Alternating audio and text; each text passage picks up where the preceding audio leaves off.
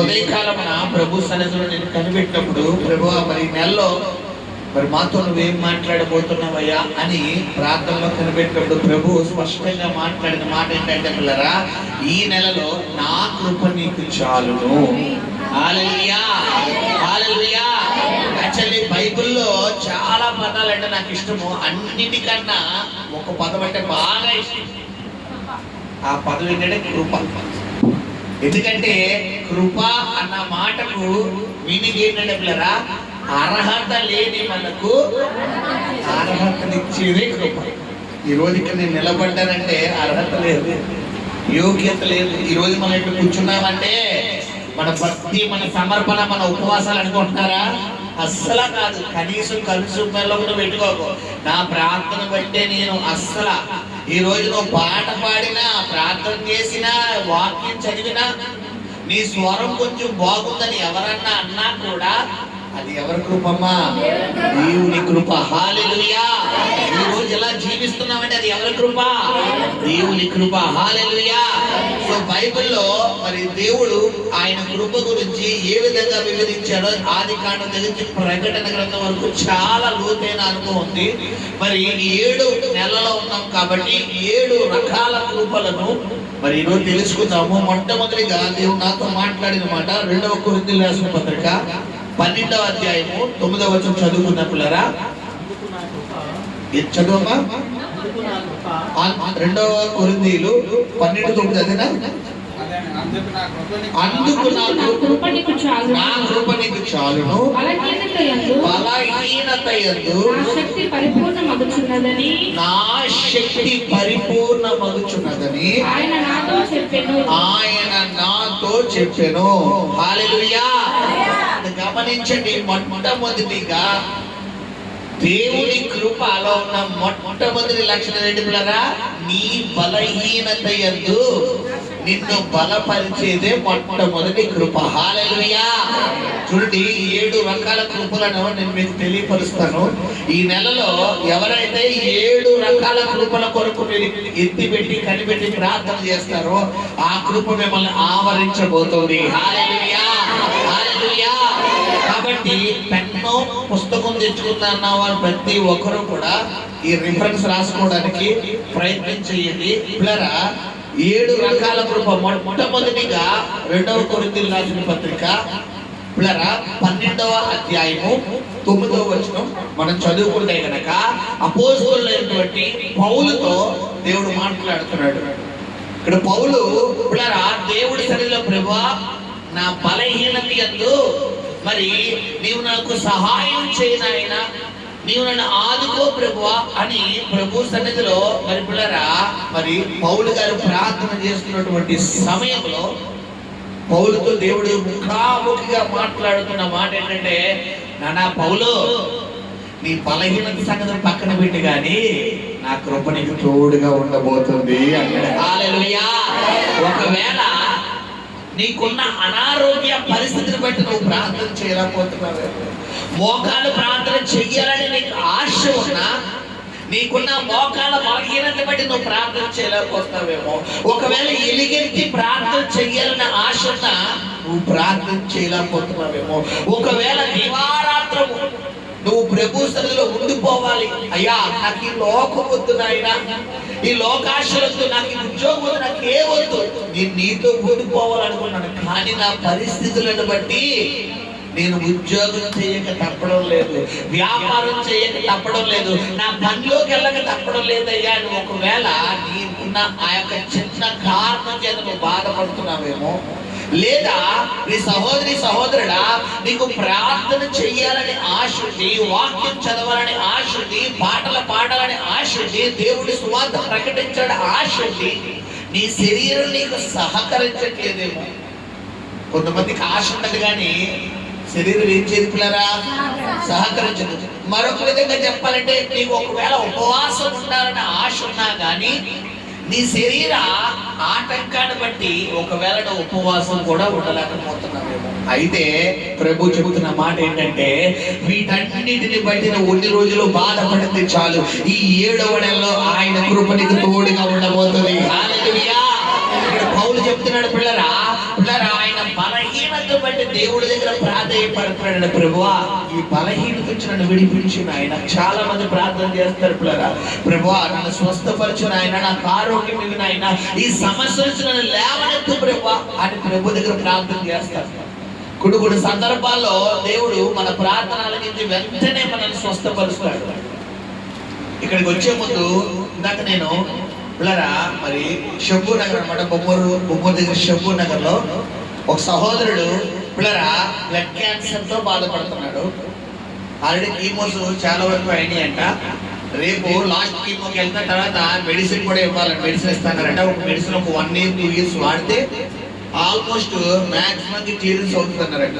అయితే డాక్టర్లు చెప్తున్నారు నీకు బాగుంటుందయ్యా, నువ్వు బాగుపడతావు, మంచిగానే ఉంటుందని. కానీ కుర్రోడికి ఆయుష్ మీద ఏం లేదంటే పిల్లరా ఆశ లేదు. చాలా మరణాపేక్షతో భయముతో నాకు ఏదో అయిపోతుంది ప్రతిరోజు చెప్తుంటాడంట. వాళ్ళ ఫ్యామిలీ మెంబర్స్ అన్నారు, పిల్లరా మీరు జాగ్రత్తగా ఉండండి, ఏదో ఒక రోజు వెళ్ళిపోతాను, మీరు జాగ్రత్త. ఆ కుర్రవాడు చూడండి కనీసం 30 సంవత్సరాలు కూడా లేవు, 30 సంవత్సరాలు కూడా లేవు పిల్లరా, 29 28 సంవత్సరాలు. బ్యాంక్ ఎంప్లాయ్ అంట, బ్యాంకులోని గవర్నమెంట్ ఎంప్లాయ్ అనమాట. పిఓ పెద్ద పోస్ట్, 70-80 వేలు శాలరీ. చిన్న వయసులో ఏమొచ్చింది, అలాగే చెప్పి అమ్మ చెడు వేసుకున్న ఏమీ లేవు. ఎందుకు వచ్చిందో తెలియదు బ్లడ్ క్యాన్సర్. హాస్పిటల్కి వెళ్ళి పిల్లరా మరి చెక్ చేయించుకున్న క్యాన్సర్ వచ్చేసింది. ఫ్యామిలీ చాలా స్ట్రగుల్ పిల్లరా, చాలా ప్రాబ్లమ్స్ ఫేస్ చేస్తున్నారు. సరే వెళ్ళి ప్రార్థన చేసి హైందవులు అనమాట, మన క్రైస్తవులు కాదు. నా ఫ్రెండ్ తీసుకెళ్ళి అక్కడికి ఇంట్లో అడుగు పెట్టి ప్రేయర్ చేద్దాం కదా అని చెప్పి 2 నిమిషాలు, ఎక్కువ ప్రేయర్ కూడా కాదు, అలా ప్రేయర్ చేసి నెత్తి మీద చెల్లి కూడా వేయలా ప్రార్థన చేసుకుంటే ప్రభు నాతో మాట్లాడుతున్నాడు. తన నోటి నుండి ప్రభువా నన్ను స్వస్థపరచని ఒక్క మాట నమ్మను, నేను రంగంలో దిగబోతున్నాను అన్నాడు. హల్లెలూయా.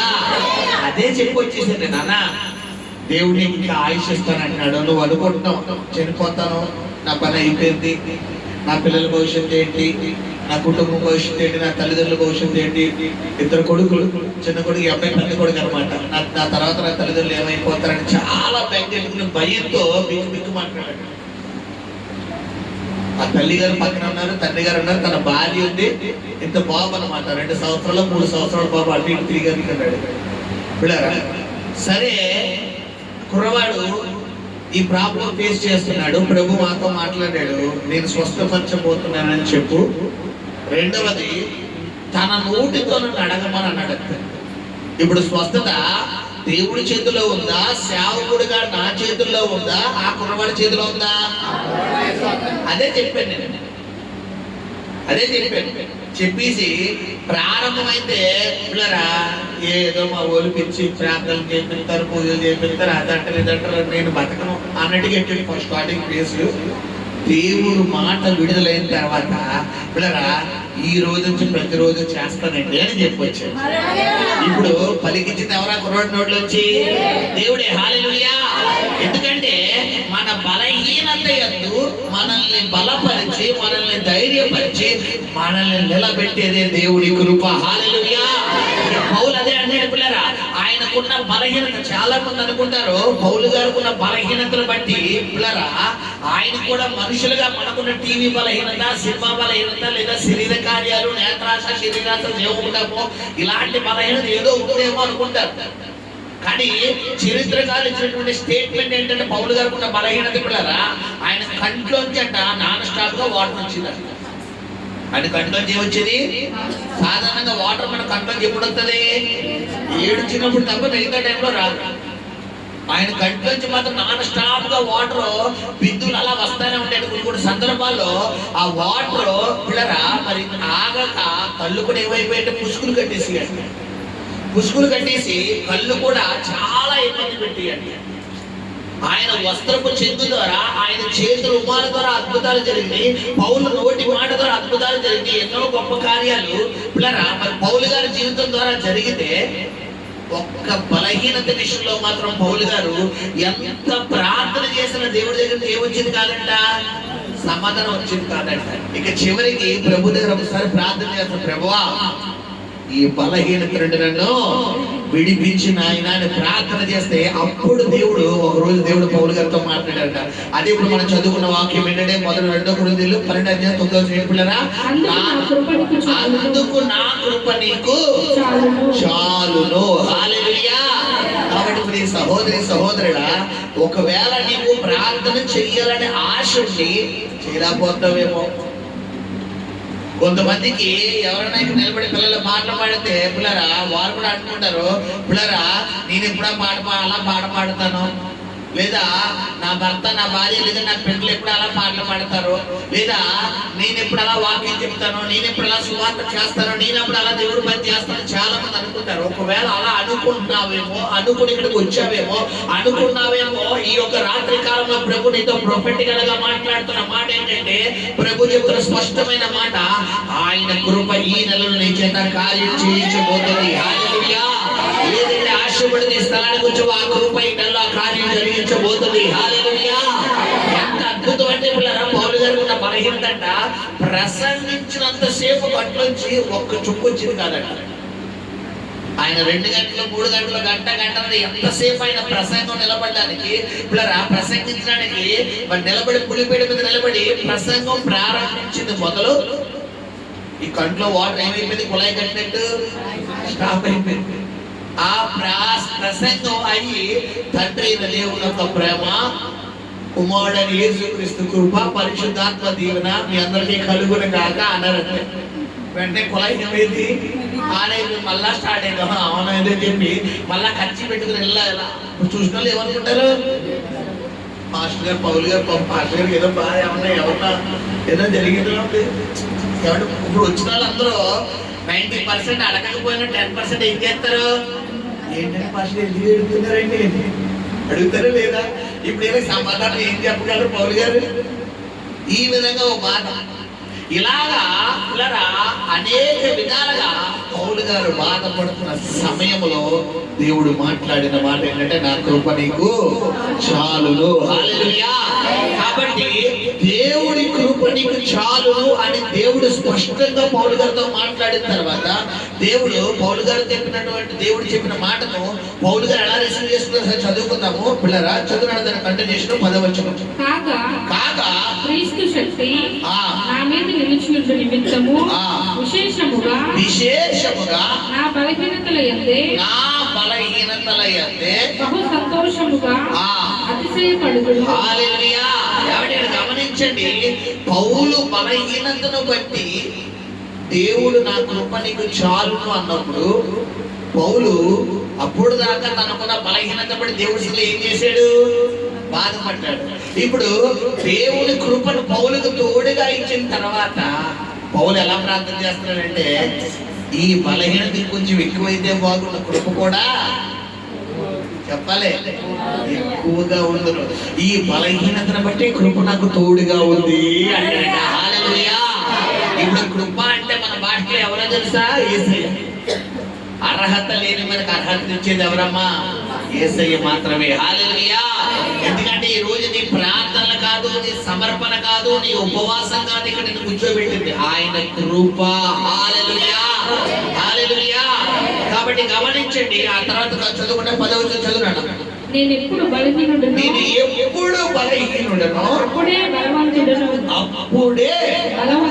మనం ఏం చేస్తాం పిల్లరా, కొంచెం నీరసం వచ్చింది అనుకోండి, ఏమై కూడా కొంచెం తలపడి వచ్చింది, కొంచెం కాలేజీ వచ్చినాయి, అలాగంటే అబ్బాయి తలపడి నిజంగా తల తెగిపోయి తల ఏమంటారు బద్దలైపోయి అంత తలపడి వచ్చిందంటే అది వేరే విషయం.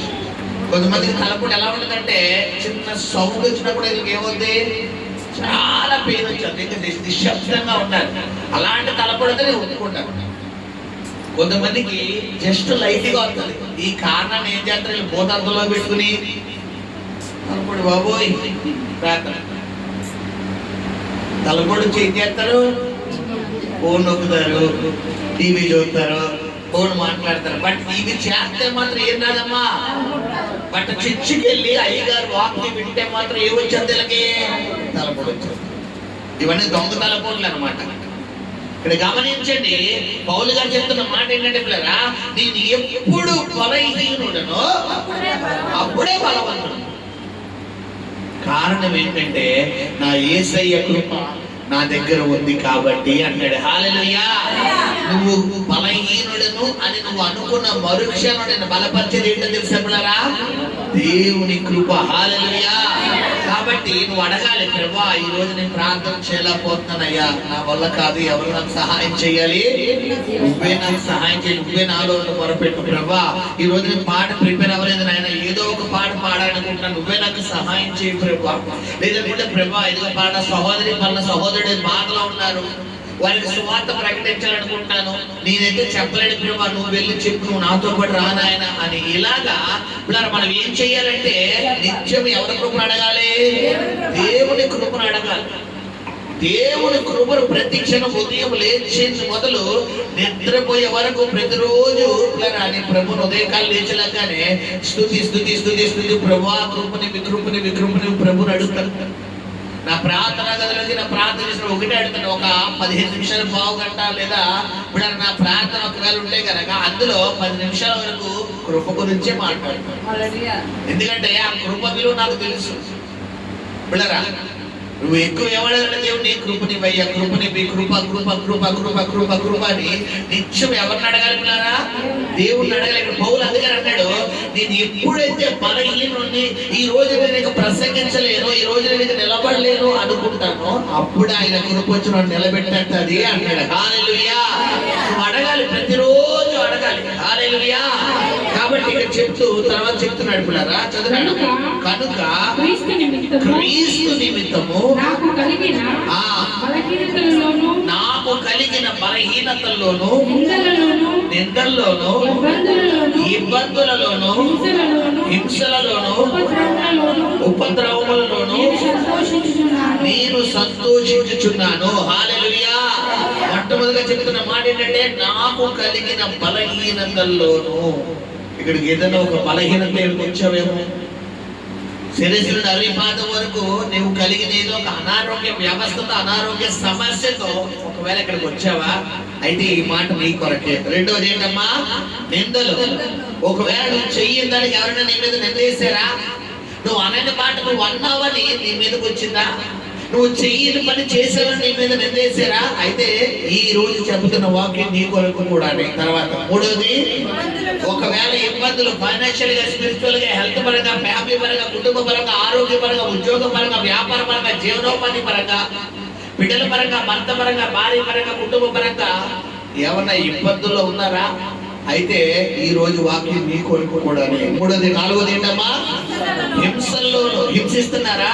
ఒకవేళ నీ భర్త ద్వారా, నీ భార్య ద్వారా, నీ తల్లిదండ్రుల ద్వారా, నీ అత్తమామల ద్వారా, నీ బంధువుల ద్వారా, నీ కుటుంబ సభ్యుల ద్వారా, నీ స్నేహితుల ద్వారా, ఎవరి ద్వారా నువ్వు హింసను ఎదుర్కొంటున్నావా? అయితే ఈ రోజు వాక్యం నీ కొరకు మాత్రమే. హల్లెలూయా. తర్వాత ఏం చెప్తారు పిల్లరా? ఉపద్రవములలోనూ నేను సంతోషిస్తున్నాను అన్నాడు. హల్లెలూయా. చాలా మంది అనుకునే విధానం ఎలా ఉండదంటే పిల్లరా, మాకు వచ్చిన కష్టాలు ఎవరికీ రాకూడదండి, మేము పడ్డా బాధలు ఎవరో పడకూడదండి, మేము పడ్డా నిందలు ఎవరో పడకూడదండి అంటారు. పిల్లలు గమనించండి, అలా అనుకోకపోతే మనుషులు అన్న వాళ్ళు ఏం చేయలేరు, బతకలేరు. ఎవరి మట్టి కాళ్ళే, ఎవరి సినిమా కాళ్ళే హీరో, ఎవరి మట్టి కాళ్ళే అనుకోవాలి. అలా అనుకుంటేనే అయ్యి బాబాయ్ మాకు వచ్చిన కష్టాలు పగోడ పడకూడదండి బాబు, పగోడకు రాకూడదండి అంటారు. అలాగే పక్కన కూడా అనుకుంటాడు. ఎందుకంటే ప్రతి ఒక్కరిని పిల్లరా దేవుడు ఎందుకు శ్రమలో గుండా నడిపిస్తాడంటే, ఆ శ్రమ ద్వారా వారిని 10 మందికి ప్రభు దగ్గర తీసుకొచ్చి ఒక మార్గదర్శిగా వారిని తయారు చేయాలనేది దేవుని ఉద్దేశం. హల్లెలూయా. హల్లెలూయా. చూడండి, మనం తీసుకున్న అపోస్తల కార్యాల్లో మేడ మీద గదిలో 120 మంది ఉన్నారు. ఎంతమంది ఉన్నారు? 120 మందిలో దేవుడు ఎంతమందిని ప్రత్యేకపరుచుకున్నాడు? ఎంతమందిని? 12 మందిని. అంటే దశమభాగం. 100 ఎంత? 10. 20 ఎంత? 2. అంటే 100 అంటే దశమభాగం అంటే 12 మందిని ప్రత్యేకపరుచుకున్నాడు దేవుడు. ఇక్కడ గమనించి సహోదరి సహోదరుడా, ఇప్పుడు నేను అంటాను 120 మందిని సమకూర్చినప్పుడు దేవుడు 120 మందిని సేవకు పంపించవచ్చు కదా? పంపించాడా? ఎంతమందిని పంపించాడు? 12 మందినే. ఈరోజు ఆ 12 మందిలో నువ్వు ఒక్కడివి, నువ్వు ఒక వ్యక్తిగా ఉన్నావేమో. అందుకని నేను శ్రమలను సుడిగుండాలో దేవుడు నేను నలుపుతున్నాడు. హల్లెలూయా. కాబట్టి శోధించబడిన పిమ్మట సువర్ణంగా మార్చే దేవుడు అన్న విషయంలో మర్చిపోకు సహోదరుడా. హల్లెలూయా. చాలా మంది అనుకుంటారు పిల్లరా, అయ్యి బాబోయ్ నా ఫ్రెండ్స్ బాగున్నారు, నా బంధువులు బాగున్నారు, నా చుట్టాలు బాగున్నారు, నా స్నేహితులు బాగున్నారు, అందరి లైఫ్ బాగుంది, నా జీవితం ఎలా అయిపోయింది, నా అన్నదమ్ములు, నా అక్క చెల్లెలు, నా కుటుంబ సభ్యులు, మా అమ్మ కుటుంబాలు అందరూ బాగున్నారు, అందరు లైఫ్ బాగుంది, నా జీవితం ఎలా అయిపోయింది, ఎటు ఆశీర్వాదం లేకుండా అయిపోయింది. ఇక్కడ గమనించి సహోదరుడా, వాళ్ళందరి పట్ల దేవుడికి ప్రణాళిక లేదు కాబట్టి వాళ్ళు అలా ఉన్నారు. నీ పట్ల దేవుడికి ప్లానింగ్ ఉంది కాబట్టి నీవు పడిన శ్రమ ద్వారా నిన్ను దేవుడు ఒక శిల్పం రూపంలో చెక్కుతున్నాడు. కాబట్టి రేపొద్దున నీలాంటి శిల్పంను చూసి అనేకులు శిల్పకారైనటువంటి పిల్లరా ఆ యొక్క దేవుడి దగ్గరికి దేవుడు తీసుకురాబోతున్నాడు. హల్లెలూయా. ఎందుకంటే దేవుడు లేఖనాలు నేను ఆకర్షించిందే ఎవరు నా దగ్గర. ఉదాహరణకు ఒక విధంగా చెక్కబడిన శిల్పంలో నేను ఒకరిని, నన్ను చూసే కదా ఇక్కడ దేవుడిని తీసుకొచ్చాడు. లేకపోతే మీకు తెలుసా అడ్రస్ తెలుసా పిల్లరా, ఆయన చేతిలో చెక్కబడిన ఒక శిల్పాన్ని నేను. కాబట్టి నన్ను చెక్కుకున్నాడు. 1, 2 కాదు 12 సంవత్సరాలు చెక్కాడు. 3 రోజులు చెక్కాడు, 100 రోజులు చెక్కాడు, తల 2 రోజులు చెక్కాడు. పిల్లరా ఆశన కాలు చేతులు 2 రోజులు చెక్కాడు. మనం అనుకుంటాం 1 సంవత్సరం చెక్కేస్తే బాగుంది కదా అని అన్నీ చెక్కేయడానికి శిల్పం పగిలిపోతుంది. పిల్లరా కొడుకు నాటికి ఏం చేయాలి? టైం వహించాలి. నువ్వు అనుకున్నట్టుగా ప్రభా బేగా కంప్లీట్ చేస్తే నేను సాక్షి చెప్పేస్తాను కదా సేవలో కాదు. ఆయన ప్లానింగ్ వేరు. ఆయన ఒక టైం పీరియడ్ పెట్టాడు. ఆ టైం వచ్చినప్పుడు నువ్వు రానన్నా కూడా దగ్గర భుజం మీద చేసి మళ్ళీ తీసుకొచ్చేస్తాడు. హల్లెలూయా. హల్లెలూయా. కాబట్టి గమనించండి, ఇక్కడ పౌలు గారు చెప్తున్నారు, నేను కలిగిన ఇబ్బందుల్లోనూ, నేను కలిగిన నిందల్లోనూ, నేను కలిగిన పోరాటాల్లోనూ, నేను కలిగిన అవమానంలోనూ, నేను కలిగినటువంటి ప్రాబ్లమ్స్ అన్నిటిలోనూ వాటన్నిటిని బట్టి నేను చేస్తున్నాను, సంతోషిస్తున్నాను అన్నాడు. అంటే మనకు కలిగిన ఇబ్బందులు బట్టి సంతోషిస్తామా బాధపడతామా? మరి పౌలు గారు ఎందుకు అలా చెప్తున్నారు చెప్పాలి. దేవుడి కృప తోడుగా ఉంది. హల్లెలూయా. ఎగ్జాక్ట్ గా ప్రభు చెబుతున్నాడు, ఈ నెలలో మొట్టమొదటిగా ప్రభు నీతో మాట్లాడుతున్న మాట అంటే 7 మాటల మొట్టమొదటి మాట, ఆయన కృప నీకు తోడుగా ఉండబోతుంది. హల్లెలూయా. ఎవరు నీకు తోడున్నా లేకపోయినా, ఎవరు నీతో ఉంటాడని చెప్పి నేను విడిచిపెట్టేసినా, ఎవరు నీకు సహాయం చేసినా సహాయం చేయకపోయినా, ఎవరు నీ పక్షంగా ఉన్నా లేకపోయినా, ఈ నెలలో నా ప్రభు కృప నీకు తోడుగా ఉండబోతుంది. హల్లెలూయా. మొట్టమొదటిగా కృప. హల్లెలూయా. రెండవదిగా పిల్లలు మనం చూసుకుంటే కనుక కీర్తనకారుడు దావీదు రాసిన కీర్తన 136వ కీర్తన మొదటి 2 వచనం చదువుకున్నాం. 136వ కీర్తన మొదటి 2 వచనాలు. యెహోవా దయాళుడు, ఆయన కృప ఆయనకు కృతజ్ఞతాస్తుతులు చెల్లించుడి. ఆయన కృప నిరంతరముండును. ఈ నెలలో దేవుడు నీకు చెప్తున్న రెండో మాట ఏంటమ్మా? ఆయన కృప ఎలా ఉంటదంట? నిరంతరం. నువ్వు అడగాలి కానీ 24 hours into 7 days ఫ్రీ. నిరంతరం. ఈ నెలంతా కాదు, నువ్వు బతికున్నంత వరకు నీకు తోడుగా ఉండబోయేది ఆయన కృప మాత్రమే. హల్లెలూయా. హల్లెలూయా. గమనించరా, కృపను మనం పొందుకోవాలంటే ఎవరిని ఇంప్రెస్ చేయాలి తెలుసా? దేవుడిని ఇంప్రెస్ చేయాలి. నువ్వు చేయాల్సింది ఏమీ లేదు. నువ్వు ఇవ్వాల్సిన వెండి బంగారాలు, వస్తువులు, ధనధాన్యాలు ఇంకోటి కాదు. ఆయన కృప నువ్వు పొందుకోవాలంటే నువ్వు చేయవలసిన పనుల్లో ఉంది ఏంటమ్మా? ఆయన్ని గణపరచాలి, ఇంప్రెస్ చేయాలి. చూడండి, సాధారణంగా మనం చూసుకుంటే ఒక చోట పని చేస్తున్నప్పుడు మన శాలరీ మన ఓనర్ పెంచాలనుకోండి, ఎవరిని ఇంప్రెస్ చేయాలి? కొంతమంది గుడ్లో పని చేసేస్తారు, కానీ ఓనర్ గారు వారి పని ఏమవుదో కనపడదు. కొంతమంది తెలివైన వాళ్ళు ఉంటారు, వీళ్ళు ఎలా చేస్తారంటే వాండర్ వచ్చినప్పుడే పని చేస్తారు. వాండర్ వచ్చినప్పుడే పని. ఆ పని ఎలా ఉంటుందంటే చేసే పని వీడి అలా చేసుకుని వెళ్ళిపోతాడు, వీడికి పని తప్పింది వేరే ధ్యాస ఉండదు అని ఈ నెల 100 పెంచిన వాళ్ళు వచ్చే వాళ్ళు ఇంకో 100 పెంచేస్తారు, ఆ పై వచ్చిన వాళ్ళు 200 పెంచారు, ఆ పై వచ్చిన 1000 పెంచేస్తారు. వాళ్ళు మొక్కరెడ్డి మొహం చూస్తే నాకు ఎక్కువ చేతులు వెళ్తున్నారు. కొంతమంది ఉంటారు పిల్లల గుడ్డి సాగరి చేసేస్తారు. అలాగని చెప్పి యజమాడు ఉన్నప్పుడు ఒకలాగా లేనప్పుడు ఒకలాగా కాదు. నేను చెప్పే పాయింట్ ఏంటంటే నువ్వు చేసే పని ఎవరికి కనబడాలి? దేవుడు కనబడాలి. ఎందుకంటే చాలా మంది ఆలోచన విధానం ఎలా ఉంటుందంటే నేను చేసింది చేసేస్తాను, ఆయన ఉత్తరం లేదంటారు. నువ్వు చేసేది ఆయనకి కనబడాలి. హల్లెలూయా. యజమానుడు దేశాంతరం పోయి పిల్లరా తన దగ్గర 3 దాసులను పిలిచి ఒకరికి 5 తలాంతులు, ఒకరికి 2 తలాంతులు, ఒకరికి 1 తలాంతు ఇస్తున్నాడంట. 5 ఎందుకు ఇచ్చాడు, 2 ఎందుకు ఇచ్చాడు, 1 ఎందుకు ఇచ్చాడు అంటే ఇచ్చిన యజమానికి తప్ప ఇంకెవరికి తెలియదు. అందరికీ సమానం చెప్పచ్చు కదా అంటే ఆయనకు తెలుసు ఎవరికి 5 ఇవ్వాలో, ఎవరికి 2 ఇవ్వాలో, ఎవరికి 1 ఇవ్వాలో.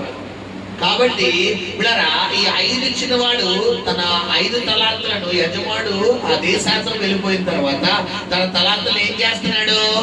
డెవలప్ చేసుకుంటున్నాడు, అభివృద్ధి పరుస్తున్నాడు. ఒక్కోటి ఏం చేస్తున్నాడు పిల్లరా?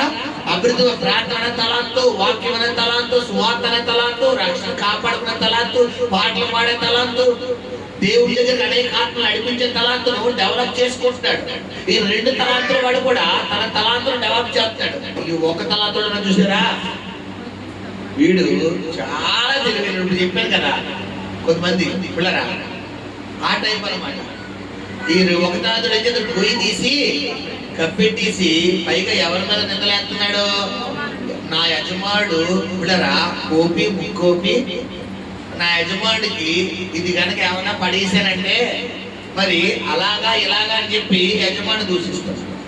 యజమానుడు తిరిగి వచ్చిన తర్వాత 5 తలాంతులు కలిగిన వాడి పిలిచి ఏం చేస్తున్నారా? బల నమ్మకమైన మంచి దాసుడా అని 5 తలాంతుల వాడిని కనపరుస్తున్నాడు, 2 తలాంతుల వాడిని అలా కనపరుస్తున్నాడు. ఇప్పుడు గమనించి సహోదరుడా, దేవుడు నీకు ఇచ్చిన తలాంతులు నువ్వేం చేయాలంటే రోజుకి ఏం చేయాలి? నువ్వు అభివృద్ధి పరచుకోవాలి.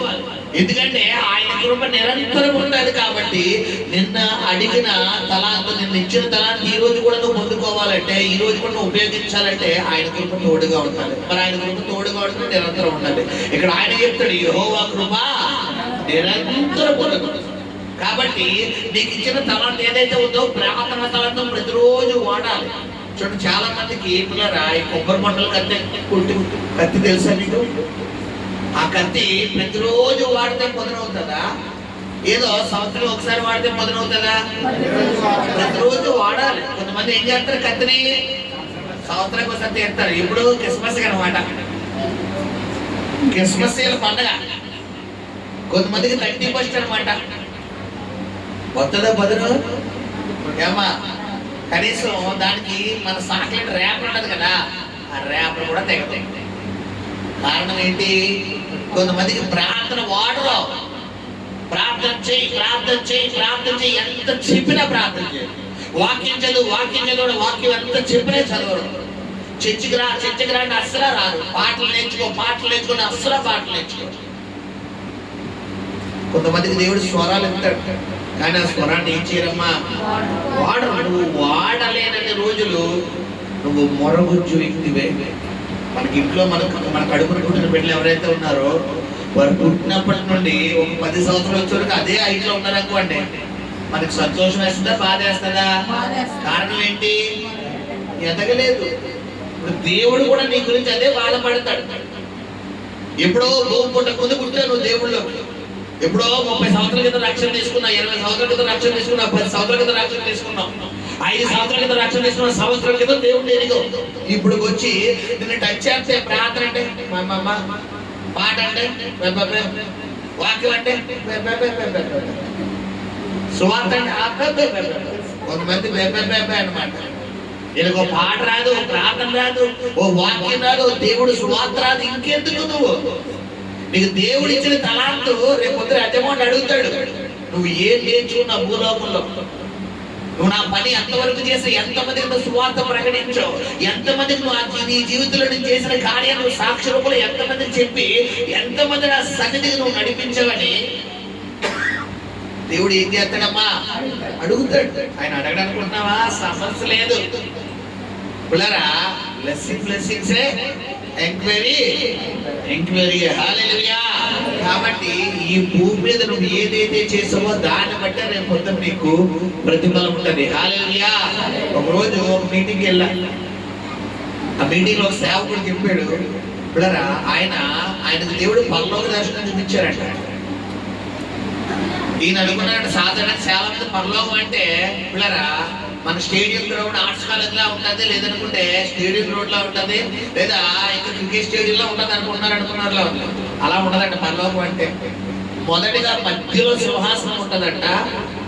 పిల్లరా చుట్టూ మరి ఎవరైతే అత్యధికంగా భక్తి చేశారో, దేవుడికి సరెండర్ అయిపోయారో, దేవుడి మాటకి లోబడిపోయారో, దేవుని యందు పరిశుద్ధత కాపాడుకున్నారో, ఈ లోకంలో ఏ మాలిన్యమో వారిని అంటకుండా వారు శుద్ధి చేసుకుని ఎప్పటికప్పుడు కాపాడుకున్నారో వారికి ఏ ప్లేస్ ఉంటుందంట? ఫస్ట్ ప్లేస్ ఉంటుంది. First place. తర్వాత కొంచెం ఇదిగా అలాగా అలా ఎక్కడో చివరన ప్లేస్. ఇప్పుడు దేవుణ్ణి నువ్వు పరలోకంలో కూడా స్తుతించాలంటే ఏ ప్లేస్ ఎంచుకోవాలి? ఫస్ట్ ప్లేస్ ఎంచుకోవాలి. మరి పరలోకంలో ఫస్ట్ ప్లేస్ కావాలంటే ఇక్కడ ఫస్ట్ వచ్చి కూర్చుని వచ్చేద్దా? ఏం చేయాలి? నువ్వు భూలోకంలో నువ్వు జీవించే విధానం పర్ఫెక్ట్ గా ఉన్నప్పుడే ఆయన కృపని ఆవరిస్తుంది. హల్లెలూయా. కాబట్టి గమనించండి, నిత్యము నిలిచే కృప, నిరంతరము నిలిచే కృప. కాబట్టి ప్రతిరోజు నువ్వు ఏమడగాలంటే ఆయన కృప గురించి అడగాలి. హల్లెలూయా. ఇది రెండవదిగా కృప. మూడవ కృప కీర్తనకారుడు దావీదు రాసిన కీర్తన 119వ కీర్తన 176వ వచనం. 119వ కీర్తన 176వ వచనం. మూడవ కృప గురించి మనం చదువుకున్నాము. చదువున్నాను. తప్పిపోయిన గొర్రెవలే నేను త్రోవ విడిచి తిరిగి తిని నీ సేవకుని వెతికి పట్టుకొనుము. ఎందుకనగా నేను నీ ఆజ్ఞలను మరచువాడను కాను. 119వ కీర్తన 176వ వచనం. అదేనా? హల్లెలూయా. ఆదరించే కృప. తప్పిపోయిన మనల్ని పిల్లరా దేవుడి సన్నిధికి తీసుకొచ్చేది ఏంటి పిల్లరా? ఆదరించే కృప. హల్లెలూయా. గమనించండి, ఈ లోకములో ఏ మనుషులు నిన్ను ఆదరించకపోయినా, తప్పిపోయిన నిన్ను లోకంలో పాపంలో శరీర కార్యాల్లో అపవాది క్రియల్లో అపవాది చేతుల్లో పడిన నిన్ను తిరిగి తీసుకొచ్చి నిన్ను ఆదరించేదే పిల్లరా ఈ దేవుని కృప. హల్లెలూయా. తప్పిపోయిన కుమారుడు ఏం చేస్తాడు? తండ్రి తిరిగి తీసుకొచ్చి పిల్లరా తిరిగి తీసుకొచ్చి పన్నుడికి కుమారుడు ఏమనుకుంటున్నాడు? నా తండ్రి ఇంట ఒక కూలివాడి వల్లే నేను ఉంటాను అనుకుంటున్నాడు. ఇప్పుడు ఆ తండ్రి ప్లేస్ లో ఎవరన్నా 199.999 ఎన్ని తొమ్మిది పెట్టుకుని 9 పెట్టుకో. అన్ని 9లో ఏమంటారా? అయిపోయిందా బాధతో? అప్పుడు గుర్తుకొచ్చావా? అయిపోయిందా? నాకు తెలిసి నువ్వు తిరిగి వస్తావు. ముందే తెలుసు, నాకు ముందే తెలుసు నువ్వు తిరిగి వస్తావని. నేను అప్పుడే అనుకున్నాను. ఇప్పుడు జరిగిందిగా. ఇప్పుడు అర్థమైందా? తండ్రి ప్రేమ ఏంటో నీకు అర్థమైందా? ఎందుకురా ఎల్లొద్దురా ఎందుకు ఇప్పుడు అర్థమైందా అని? కేవలం 199% మనం ఏం చేస్తాం? రివర్స్ లో కౌంటర్లు వేసేసి 4 మొట్టికాలు వేసేసి 2 తిట్లు వేసేసి 2 శివాట్లు వేసేసి తలస్నానం అక్కడే చేయించేసి అందరం ముందు శుభ్రంగా గుమ్మడిగా రాసేసి శుభ్రంగా తల అంటేసి, అంటే తల అంటే తెలుసు కదా మీకు ఏంటి? నిజంగా తలస్తానమా అంటే అర్థం తల మామూలుగా అంటే అవకాశం అంతా శుభ్రంగా అంటే అర్థం. తగ్గిపోయిన కుమారుడు తండ్రి తల అందుతున్నాడా? ఏం చేస్తాడు? హక్కున చేర్చుకుంటున్నాడు. హల్లెలూయా. తప్పిపోయిన నిన్ను ఆదరించేది ఆయన కృప. హల్లెలూయా. గతించిన 6 నెలలు ఒకవేళ నువ్వు తప్పిపోయావేమో, ఈ 7వ నెలలో నిన్ను ఆయన కృప ఆదరించబోతుంది. హల్లెలూయా. మూడవదిగా ఆదరించే కృప. మొదటిగా ఏ కృప పిల్లరా? మనల్ని బలపరిచే కృప. బలహీనత ఎందు మనల్ని బలపరిచేది మొట్టమొదటి కృప. రెండో కృప ఏంటి? నిరంతరము. ఈ నెలంతా, ఈ సంవత్సరం అంతా నువ్వు బతికినంత కాలం నీకు తోడుగా ఉండేది ఆయన కృప. హల్లెలూయా. మూడవదిగా ఆయన కృప ఏంటమ్మా? ఆదరించే కృప. హల్లెలూయా. నాలుగవదిగా మనం చదువుకుందాము పిల్లరా. కీర్తనకారుడు దావీదు రాసిన 108వ కీర్తన 4వ వచనం. 108:4 చదవండి. యెహోవా నీ కృప ఆకాశము కంటే ఎత్తైనది. హల్లెలూయా. గమనించండి పిల్లరా, ఈ లోకంలో ఉన్న వాటన్నిటికంటే ఎత్తైనది ఏది? ఈ లోకంలో అన్నిటికంటే ఎత్తైనది ఏదమ్మా? ఆకాశం. అయ్యో, ఇందులో కూడా విచిత్రంగా చెప్తారా? అన్నిటికంటే ఎత్తైంది అది. అంటే కొంతమంది అనుకుంటారు, పిల్లరా నా కోరిక ఎప్పటికైనా 10 అంతస్తులు బిల్డింగ్ కట్టాలి, లేదా పిల్లరా 5 స్టార్ హోటల్లో కూర్చోవాలి, 5 స్టార్ హోటల్ ఎక్కాలి, అలాగే ఎలాంటి కొంతమంది కోరికలు ఉంటాయి. అయితే ఇక్కడ ప్రభు చెప్తున్న మాట ఏంటంటే, ఆయన కృప ఎలా అంటమ్మా? ఆకాశం కంటే ఎత్తే. మరి అలాంటి కృప నీకు తోడుగా ఈ నెలలో ఉండబోతుంది. హల్లెలూయా. కాబట్టి ఆ కృప కొరకు ఏం చేయాలి మనం? పిల్లరా ఏం చేయాలి? కృప కొరకు ఏం చేయాలి? ఆశపడాలి. బైబిల్ చెప్తుంది, ఆశపడిన ప్రాణం ఏం చేస్తాడంటే ఆయన తృప్తిపరుతాడు. ఆశ లేనిది నీకు ఆయన తృప్తిపరిచినా కానీ నీకు సాటిస్ఫాక్షన్ ఉండదు. హల్లెలూయా. నీకు అర్థమయ్యే విషయంలో చెప్తాను. ఆకలి ఆడుతుంది, అన్నం తింటాం. బాగా ఆకలి, బాగా అన్నం తింటాం. ఇంకా పిచ్చిగా ఆకలి. ఇక ముందు వెనక ఉప్పు కారం పప్పు సారి ఎలా చూద్దామా? ఎలా కలుపుతాం అన్నం చెప్పండి. కసపిస కలిపేసి ఇలాగ ఎలా తింటున్నావో తెలియదు. గబ్బ గబ్బ గబ్బ మంచి తాగి గబ్బ గబ్బ గబ్బ చూసిన వాళ్ళు అనుకుంటారు, బాబు ఎన్నో లేదో అన్నం తిని. ఇప్పుడు ఆకలి వేస్తాం. ఇది అసలు ఆకలేదు. అన్నం తింటున్నా వద్దు, పర్లే ఒక్క ముద్ద నాకు వద్దు, ఒక్క ముద్ద. దీనికి దానికి తేడా ఏంటమ్మా చెప్పాలి? ఆకలి. ఆశపడు. దేవుని కొరకు ప్రతిరోజు నువ్వు ఏం చేయాలి? ఆశ. చాలు నాకు ఇది చాలు. కొంతమంది అనుకుంటే సాటిస్ఫై అయిపోతారు. ఇది చాలే నాయన, నాకు ఇంకా ఎక్కువ అక్కడ. నువ్వు దేని విషయంలో సంతృప్తి చెంది, కానీ కృప కొరకు మాత్రం ఏం చేయకూడదు? నీకు సంతృప్తి రాకూడదు. ప్రతిరోజు ఏం చేయాలి? ఫ్రెష్ కృప. నిన్నదే నేను బిర్యానీ బాగుంది కదా అని చెప్పి పిజ్జా తీసుకుని మళ్ళీ ఈరోజు ఎక్స్పెక్ట్ తీసుకుని ఈరోజు తినేసి మళ్ళీ రేపు బాగుంది కదా అని చెప్పి మళ్ళీ ఎక్స్పెక్ట్ తినేసేవాళ్ళు. నేను తింటే ఓకే, ఒక రేంజ్. ఈ రోజు తింటే కొంచెం పర్వాలేదు. నిన్న బాగుంది, ఈ రోజు బాగుంది కదా అని చెప్పి రేపు కూడా తినేస్తానన్నావు అనుకో, ఇదే నీకు ఏమైపోతే ఆశ్రమానికి తీసుకెళ్ళిపోతావు. అంటే కొంతమంది ఏం చేస్తారమ్మా, పడేయడం ఇష్టం లేక చెప్పాలి. ముందు రోజులు, తర్వాత వారాలు, తర్వాత నెలలు, ఆ తర్వాత నీకుండే సినిమా. హల్లెలూయా. ఇక్కడ గమనించి పిల్లరా, ఇక్కడ ఆయన కృప మనల్ని 4వది ఏం చేసేదంట పిల్లరా?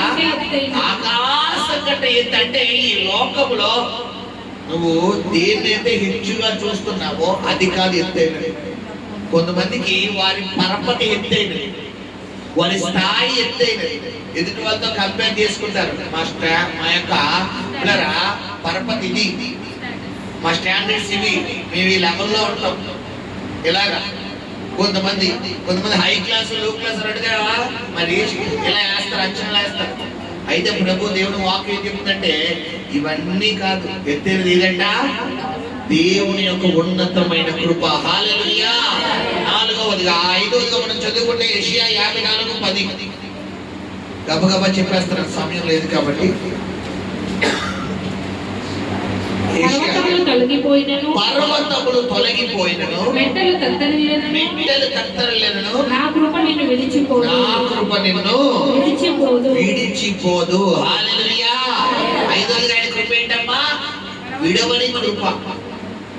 ఈ నెలలో పిల్లరా గతించిన 6 నెలలు ఎవరైతే నిన్ను విడిచిపెట్టారో, ఎవరైతే నిన్ను వదిలేశారో, ఏదైతే నీ దగ్గర లేదు, అవ్వలేదు, జరగలేదు, నువ్వు బాధపడ్డావో, అయితే ప్రభు చెప్తున్న మాట ఏంటంటే ఈ నెలలో ఆయన కృప నీకు తోడుగా ఉండబోతుంది. హల్లెలూయా, హల్లెలూయా.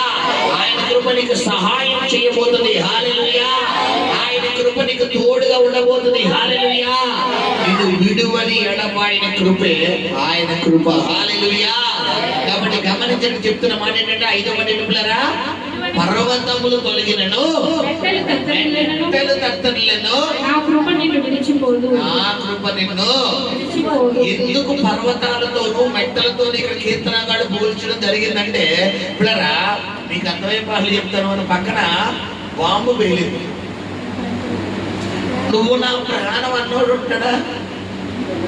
నీ కోసం నా ప్రాణం అన్నోడు ఉంటాడా? చెప్పలే. ఎంత భర్త అయినా, భార్య అయినా, అమ్మ అయినా, తల్లి అయినా, నాన్న అయినా, అక్క అయినా, చెల్లి అయినా ఒక్క విషయంలో మనతో సమానంగా రాలేదు. ఎక్కడది? అపాయం విషయం, ప్రమాదం విషయం. ఇక్కడ అది చెప్తున్నాడు, పర్వతంలో తొలగినను, మెట్టలు కత్తర్లను, నా కృప నిన్ను విడిచిపోదు. నా కృప నిన్ను విడవదు. గుర్తు పెట్టుకో.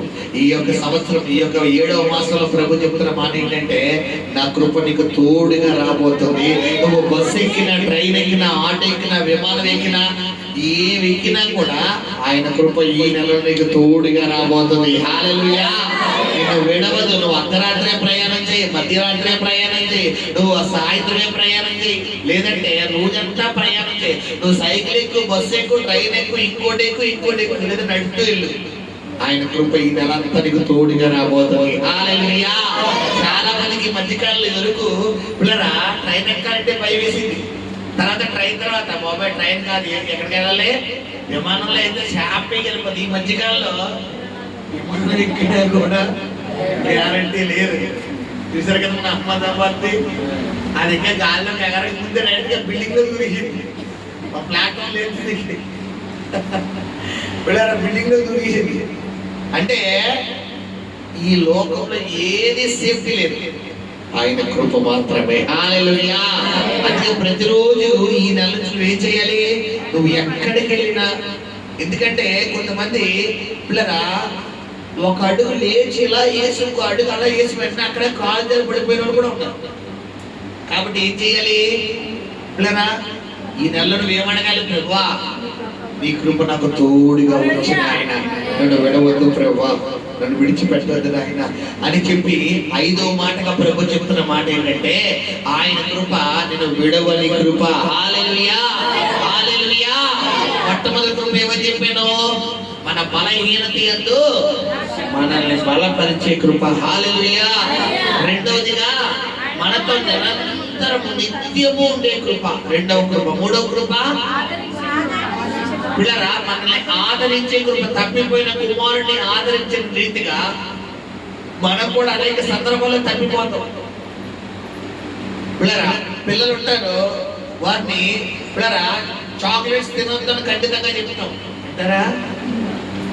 ఆ పళ్ళు అయినా పిచ్చిపోయిన పళ్ళు అయినా ఎట్టుకున్నా ఉంటారు, కానీ పిల్లరా తిన్నాం మాత్రం ఎవరే పళ్ళు పిచ్చిపోతాడు పర్లేదు అంటే కొంతమందికి ఈ పళ్ళులు ఎప్పుడు తెలుస్తుంది? ఒక వయసు వచ్చిందా అందరూ చికెన్ జాయింట్ ఎలా లేపుతారు. అప్పుడు ఈ జాయింట్ ఎట్లు ఏం చేయాలి? ఐస్ అప్పుడు తెలుస్తుంది. కొంతమందికి ఉన్నప్పుడు ఏం తెలియదు, ఆ పళ్ళు వెలుగు తెలియదు. ఆ పళ్ళు పిచ్చి పళ్ళు అయిపోయి ఇప్పుడరా అక్కడ 4 పురుగులు, ఇక్కడ 4 పురుగులు, మొత్తం వచ్చేసి దవల నిండా పెద్ద దంతాలు, జ్ఞానంతాలు అన్ని తీసేసిన తర్వాత అప్పుడు అది ఎక్కువ ఏం చేస్తారు? ఐస్ క్రీమ్ అందరూ ఏమో శుభ్రంగా 2-3 జాయింట్లు అయితే వద్దు బాబాయ్ అంటారు. కారణం ఏంటి? ఉన్నప్పుడు జాగ్రత్త. ఇక్కడ గమనించమ్మా, దేవుడు నీతో ఉన్నప్పుడు నీకు విలువ తెలియదు అనుకో, నువ్వు ప్రమాదంలో పడతావు. తప్పిపోయిన కుమారుడు కూడా తండ్రి విలువ ఎప్పుడు తెలియలేదు, తండ్రి దగ్గర ఉన్నప్పుడు తెలియలేదు. ఎప్పుడు తెలిసింది? అన్నీ కోల్పోయిన తర్వాత. కానీ ఇక్కడ గమనించమ్మా, అన్ని విడిచిపెట్టేసి కోల్పోయిన తర్వాత కూడా ఆయన కృప తప్పిపోయిన కుమారుని విడిచిపెట్టలేదు. హల్లెలూయా, హల్లెలూయా. నేను చాలా సార్లు చెప్పాను, తండ్రి కుమారుణ్ణి పిల్లరా మరి ఎదుర్కొని పిల్లరా కుమారుడు వస్తుండగా కుమారుడు కంటే తండ్రి పరిగెట్టుకుంటూ వెళ్ళి మెడ మీద గుర్తు పెట్టగల కారణం చాలా మంది గతంలో చాలా మంది విన్నారు. హల్లెలూయా. చిన్న ఎగ్జాంపుల్ ఇప్పుడు నేను దాన్ని ఒక వివరిస్తాను. ఏంటంటే పిల్లరా కుమారుడు ఆ కుమ్మం దగ్గర ఉన్నాడు, తండ్రి ఏమో ఆ చివర ఈ డోర్ బయట ఉన్నాడు, పైన మేడ మీద ఉన్నాడు.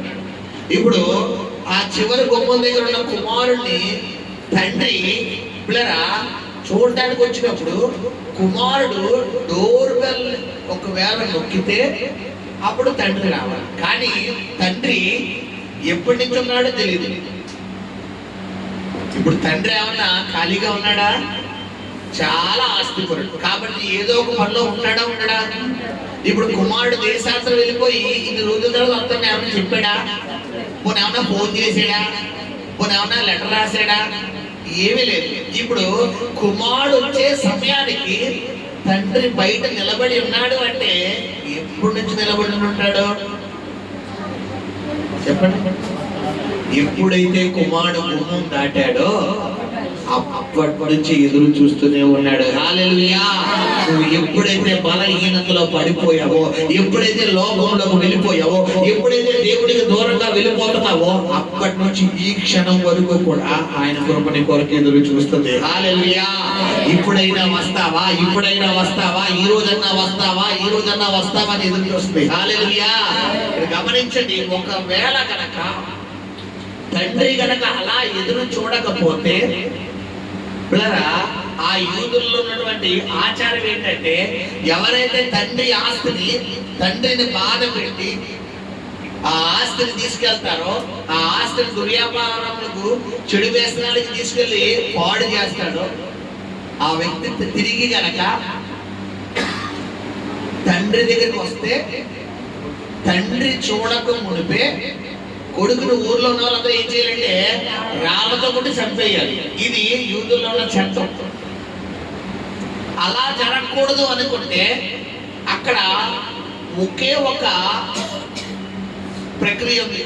ఏంటి ఆ ప్రక్రియ అంటే ఊరు వాళ్ళెవ్వరూ ఒక్క రాయి కూడా కొడుకు మీద వేయకముందే తండ్రి కొడుకు కొరకు కనిపెట్టుకుని ఉండి అది పగలైనా రాత్రైనా అర్ధరాత్రైనా మధ్యరాత్రైనా తెల్లవారుజామునైనా ఉదయమైనా మధ్యాహ్నమైనా సాయంత్రమైనా కొడుకు వచ్చే వరకు తండ్రి కొడుకు కొరకు ఏం చేయాలమ్మా? ఎదురు చూసి కొడుకు పెరట్లో అంటే వీధి గుమ్మంలో ఇంకా గుమ్మంలో అడుగు పెట్టక మునిపే తండ్రి పరిగెట్టుకుంటూ వెళ్ళి కుమారుడు మేడ మీద ముద్దు పెట్టాలంట. అలా మేడ మీద ముద్దు పెడితే పిల్లరా ఈ నా తప్పిపోయిన కుమారుని తిరిగి చేర్చుకున్నటకు నేను సమ్మతిస్తున్నాను, నేను అనుమతిస్తున్నాను. కాబట్టి ఇతని మీద రాయి వేయడానికి ఎవ్వరికి నేను అధికారం ఇవ్వడం లేదు అని అర్థం. హల్లెలూయా. ఈ రోజు రెండు చేతులు సిలువలో చాపి వెన్నెల నీ కొరకు ఆయన చాచి అడుగుతున్నాడు, ఇప్పుడైనా నువ్వు రక్షణ తీసుకుంటావా? ఇప్పుడైనా నువ్వు పాపాన్ని విడిచిపెడతావా?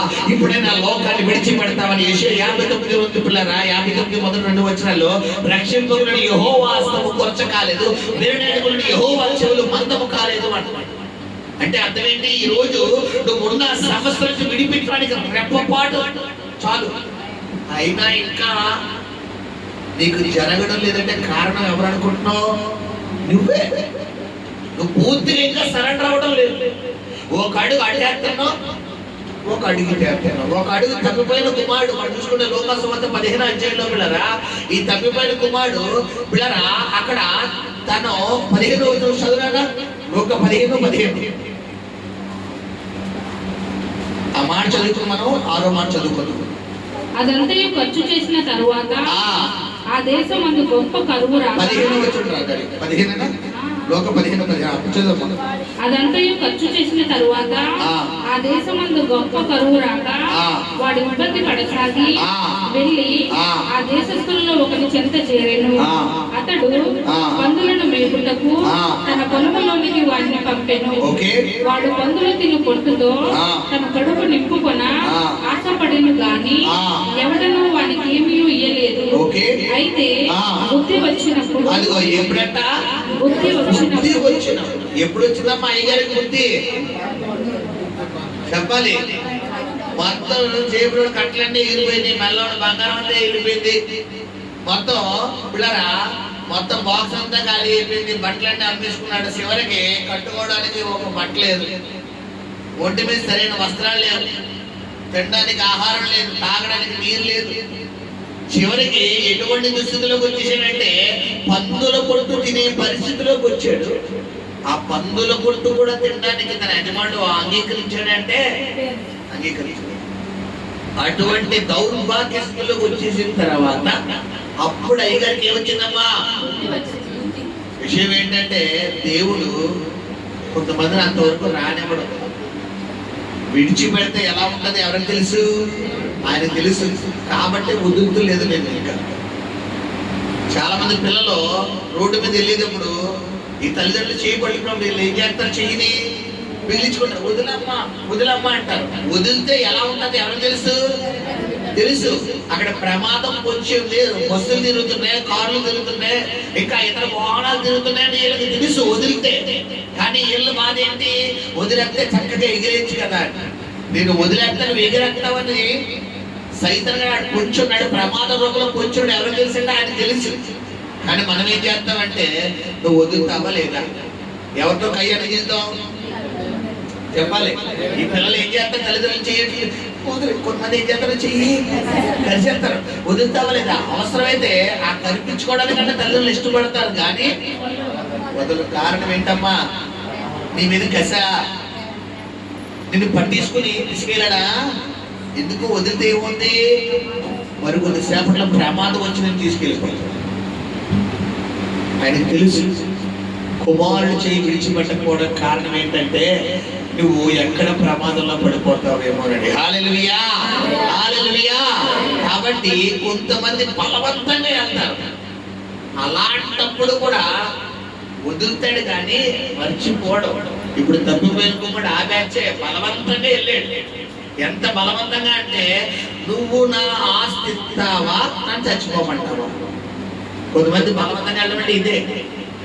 మామూలుగా ఇస్తావా లేదంటే వదలరు. కొంతమంది ఏం చేస్తారు?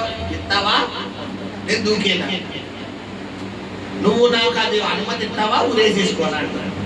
పోయింది బాబు, ఎక్కడో అక్కడ నువ్వు బాగుండవే కావాలి, నువ్వు మాత్రం అలాంటి పనులు చేయకురా బాబు అని చెప్పి చివరికి ఏం చేస్తారో వాళ్ళు వదిలేస్తారు. ఇప్పుడు ఈ తప్పిపోయిన కుమారుడు కూడా తండ్రి దగ్గర అలాంటి సినిమాలు చేసి ఉంటాడు.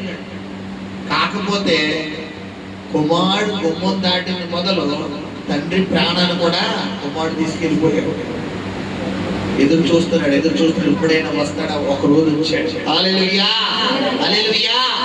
గమనించండి, కుమారుడికి ఎప్పుడంటే బుద్ధి వచ్చినప్పుడు. ఈ రోజు ప్రభు నీతో మాట్లాడుతున్నాడు. ఇంకా నీకు బుద్ధి రాలేదా? చెప్పాలి. తప్పిపోయిన కుమారుడికి ఎప్పుడు వచ్చిన బుద్ధి? అన్నీ పోయాయి. ఆల్రెడీ నువ్వు కుటుంబంలో కొన్ని శోధనలు ఎదుర్కొంటున్నావు, ఫైనాన్షియల్ కొన్ని శోధనలు ఎదుర్కొంటున్నావు, హెల్త్ పరంగా కొన్ని శోధనలు ఎదుర్కొంటున్నావు, ఫ్యామిలీ పరంగా కొన్ని శోధనలు ఎదుర్కొంటున్నావు. మరి అయినా కూడా ఇంకా దేవుడికి పూర్తిగా నువ్వు సరెండర్ అవ్వకుండా, దేవుడికి లోపడకుండా, దేవుడి చిత్తానికి నువ్వు అగ్రీ అవ్వకుండా తప్పిపోయిన కుమారుడు వల్ల ఇంకా వెనక్కి వెళ్తానంటే ప్రాబ్లం ఫేస్ చేసేది ఎవరో? మనమే. ఇప్పుడు తప్పిపోయిన కుమారుడు వెనక్కి వెళ్ళిపోయి అంత లాస్ అయిపోయిన తండ్రి బాధపడుతున్నాడు తప్ప ఏమన్నా ఒక మాట అంటున్నాడా? ఇప్పటికీ కూడా ఆయన మనల్ని చూసి ఏం చేస్తాడు? బాధపడతాడు. కొంతమందికి వారి ఈగోని సాటిస్ఫై చేసుకోవడమే ఇష్టం తప్ప ఎదుటి వారి బాధను ఏం చేయాలో అర్థం చేసుకోరు.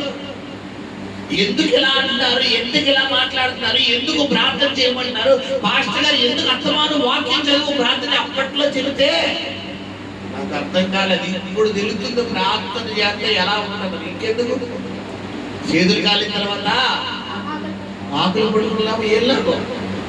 కాబట్టి గమనించి సహోదరి సహోదరుడా, చెప్తున్న మాట ఏంటంటే పిల్లరా, మనం చూసుకుంటే ఆయన కృప విడవలేదు. తప్పిపోయిన కుమారుని ఏం చేయలేదంట, విడవలేదు. ఈ రోజు నిన్ను కూడా ఈ యొక్క 7వ నెలలో విడవలేని కృప. కాబట్టి ఇంకొక మాట చెప్పి ముగిస్తాను పిల్లరా. ఏంటంటే విడవని కృప కాబట్టి ఈ రోజు ఎక్కడ కూర్చోబెట్టాడు ఆయన సన్నిధిలో కూర్చోబెట్టాడు. హల్లెలూయా. లేకపోతే ఈ పాటికి నేను వదిలేదురా, నేను విడిచిపెట్టిన వాడైతే ఈ పాటికి నువ్వు ఎక్కడ కూర్చున్నానో నీకు తెలుసు. కాబట్టి నేను విడవలేదు కాబట్టి ఇక్కడికి స్థలంలో కూర్చోబెట్టాడు. హల్లెలూయా. 6వదిగా మనం చూసుకుంటే రోమిలకు రాసిన పత్రిక 5:20-21 ఆయన కృప, 6వ కృప. రోమిలకు రాసిన పత్రిక 5వ అధ్యాయము 20-21. మరియు అపరాధము విస్తరించినట్లు ధర్మశాస్త్రము ప్రవేశించెను. అయినను పాపము మరణమును ఆధారము చేసుకుని ఎలాగూ లేదెనో అలాగే నిత్య జీవము కలుగుటకై నీతి ద్వారా కృపయు మన ప్రభువైన యేసుక్రీస్తు మూలముగా ఏలు నిమిత్తము పాపము ఎక్కడ విస్తరించెనో అక్కడ కృప అపరిమితముగా విస్తరించును. హల్లెలూయా. అపరిమితము అన్న మాటకు అర్థం ఏంటంటే అన్లిమిటెడ్, అంటే పరిమితి లేకుండా. అంటే నీ కొరకు 100%, 50%, 70% అని కాదు, నువ్వు వాడుకోవాలే కానీ అన్లిమిటెడ్ గా నెల ఆయన కృప నీకు ఇవ్వబోతున్నాడు. హల్లెలూయా. నువ్వు అడగాలే కానీ, నువ్వు మోకాలు వేయాలే కానీ, నువ్వు ఎంత కృప అడిగితే అంత కృపను దేవుడి నెలలో నీకు కుమ్మరించబోతున్నాడు. హల్లెలూయా.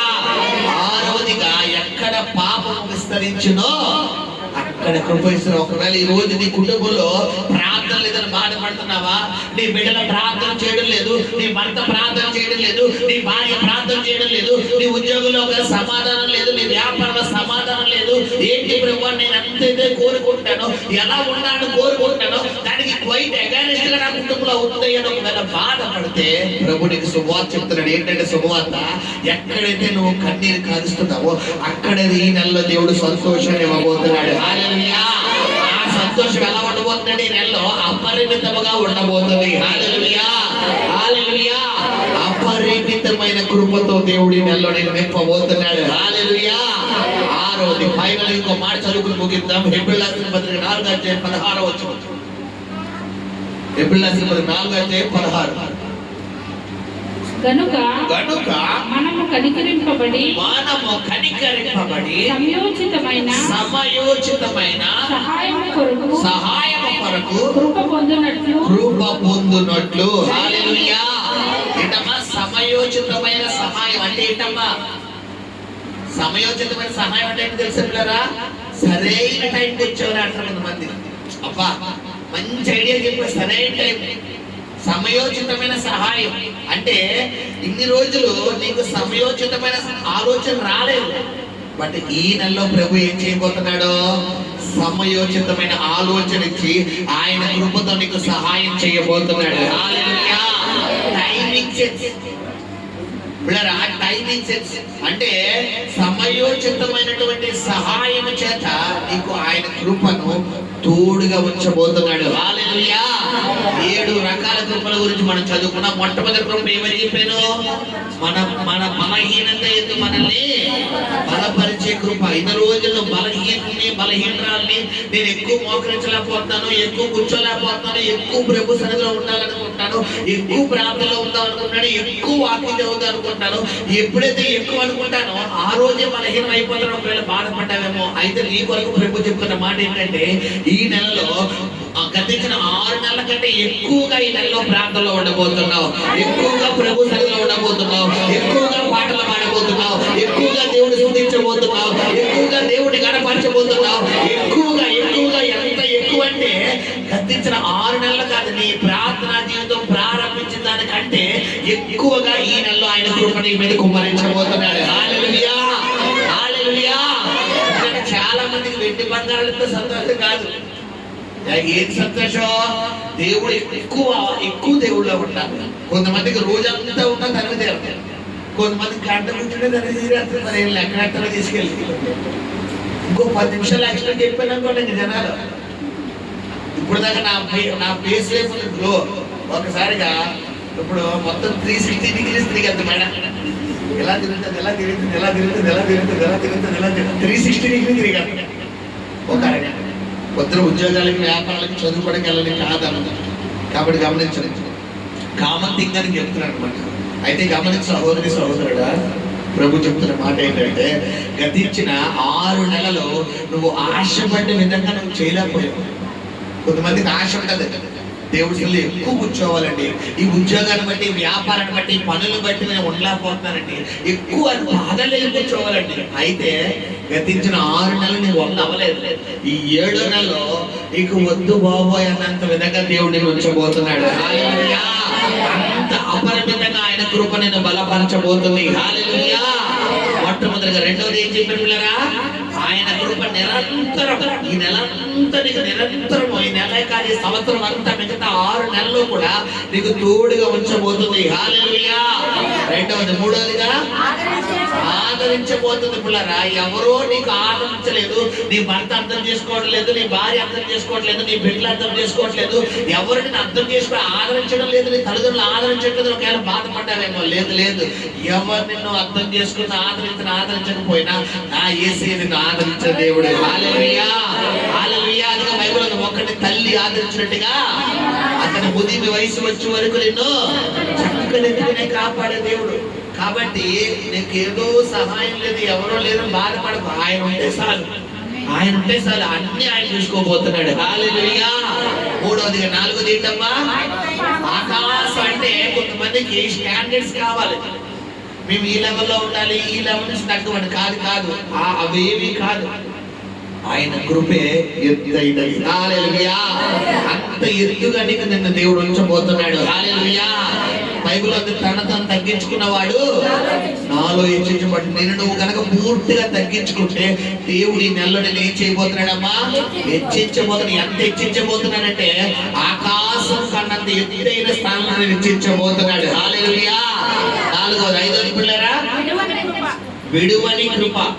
ఎవరిని విడిచిపెట్టే దేవుడు కాదు. ఎవరో నేను విడిచిపెట్టారు, ఎవరో నేను వదిలేసాను బాధపడకు. కొంతమందికి ఏదో బాధ పిల్లరా, కొంతమందికి అందరూ ఉండి బాధ అయితే, కొంతమందికి వదిలేసిన వాళ్ళు బట్టి బాధ.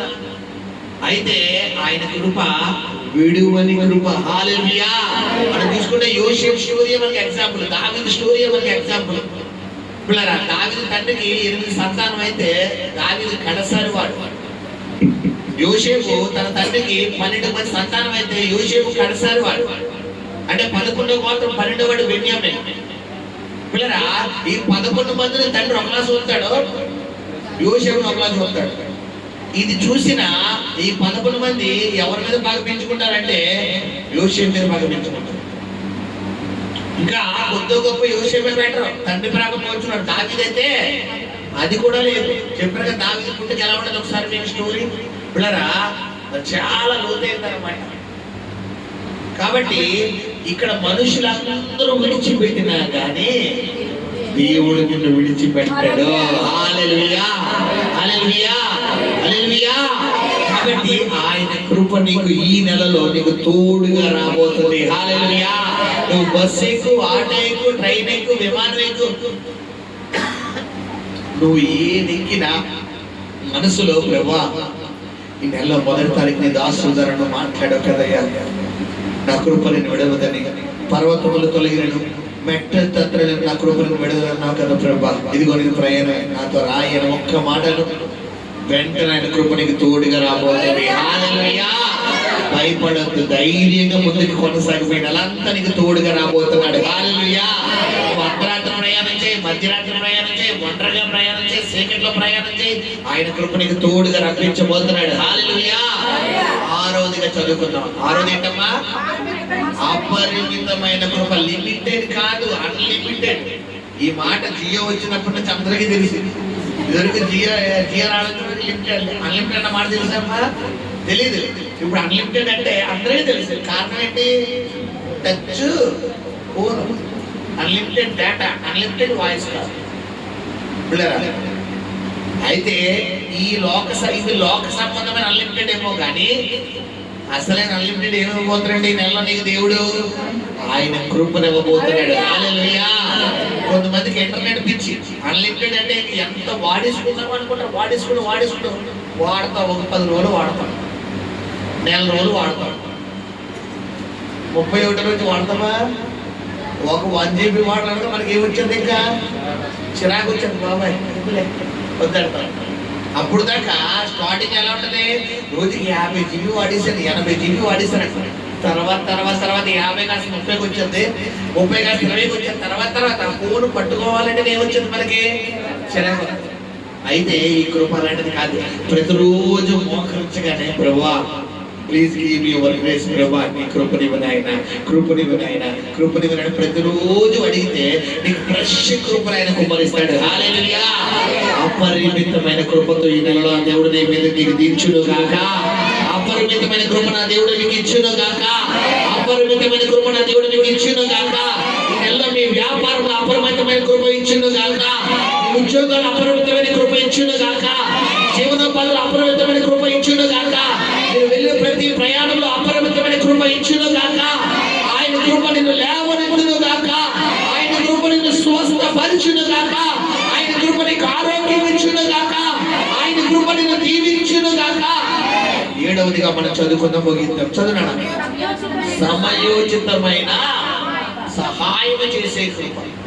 Timing sense. బైబిల్లో సాధన సమయోచితమైన మాట విచిత్రమైన వెండి పళ్ళెంలో బంగారు పళ్ళెం అంటారు.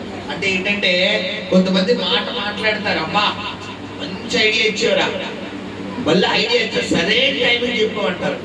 అయితే ఇన్ని రోజులు నీ విషయంలో దేవుడు చేసింది ఏంటంటే పిల్లరా నువ్వు ఆ సమయోచితమైన కృపను చూడలేదు కాబట్టి పిల్లరా పొందుకోవాల్సింది పొందుకోలేకపోయావు. అయితే విషయం ఏంటంటే గుడ్ న్యూస్ ఏంటంటే 7వ నెలలో ప్రభు చెప్తున్న మాట, ఆ టైమింగ్ సెన్స్ తో కూడిన వాడు ఈ నెలలో నీ నోట్లోకి రాబోతుంది. హల్లెలూయా. ఇప్పుడు దాకా పిల్లలు కొంతమంది ఐడియా ఇస్తారు, ఇదేదో మొన్న వచ్చి కదరా అంటారు. వీళ్ళు మెచ్చుకుంటారేమో అనుకోపోయి మెచ్చుకోలకు బదులు శివాట్లు వచ్చేస్తారు.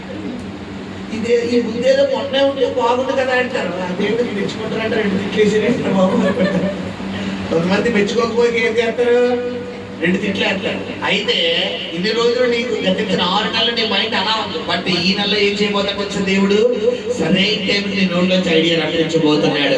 సరైన టైం నీ నోట్లో సమయోచితమైన సహాయం దేవుడు నీకు అందించబోతున్నాడు. యెహోవా జ్ఞాన వివేకమునకు ఆధారమైన ఆత్మ, ఆయన నీకు జ్ఞానాన్ని ఇవ్వబోతున్నాడు. నువ్వు ఒకవేళ పని చేస్తే నీ యజమానుల ద్వారా నువ్వు మేలు పొందబోతున్నావు, నువ్వు మెప్పు పొందబోతున్నావు. ఒకవేళ నువ్వే యజమానుడు అయితే నీ పని వారికి మంచి ఐడియాలు ఇవ్వబోతున్నావు. ఒకవేళ నువ్వు ఆఫీసులో ఒకవేళ ఎంప్లాయీగా చేస్తే కనుక నీ బాస్ దగ్గర మంచి ఘనత దేవుడికి ఇవ్వబోతున్నాడు. ఒకవేళ వ్యాపారం చేసుకునే వ్యక్తి అయితే కనుక నీ వ్యాపారం ఎలా డెవలప్ చేసుకోవాలి, ఎలా స్కిల్స్ చేసుకోవాలి, ఎలా అప్లోడ్ చేసుకోవాలి, ఎలా ఇంకా చేస్తే నీ వ్యాపారాన్ని ఇంక్రీజ్ చేసుకుంటావో ప్రతి ఆలోచన యేసయ్య కృప ఈ నెలలో నీకు ఇవ్వబోతున్నాడు. హల్లెలూయా. హల్లెలూయా. 7 రకాల కృపలు గుర్తుపెట్టుకోండి. ఈ 7 కృపలకు 7 రకాల కృపలు ఈ నెలలో మనం ఏం చేయాలి? ఎలిగెత్తి ప్రార్థన చేయాలి, ఎత్తి పెట్టి ప్రార్థన చేయాలి. హల్లెలూయా. ఇట్టి కృప దేవుడు మీ అందరికీ అనుగ్రహించును గాక.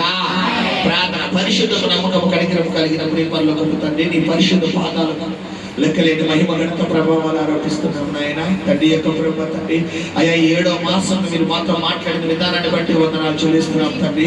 బలి అర్పించడం కంటే మాట వినడం శ్రేష్టం అంటున్నావు నాయన. నిజమే ప్రభు, మా జీవితాల్లో ప్రభు కుడుగుడు సందర్భాల్లో నీ మాటకు దూరం అయిపోతున్నాం. ఇదిగో నాయన నీ లోకానికి వెళ్ళిపోతున్నాం, పాపానికి వెళ్ళిపోతున్నాం, శరీరాశునికి వెళ్ళిపోతున్నాం నాయన. ఏదైతే చెయ్యదన్నాం అదే మార్గంలో, అదే లోకంలో, అదే బలహీనతలోకి వెళ్ళిపోతున్నాం నాయన. అయితే నాయన మొట్టమొదటి ఇదిగో నువ్వు చెప్పు, ఇదిగో నీ బలహీనత అందు నా కృప ఇదిగో నాయన బలపరచబోతుంది అన్నావు నాయన ప్రభా.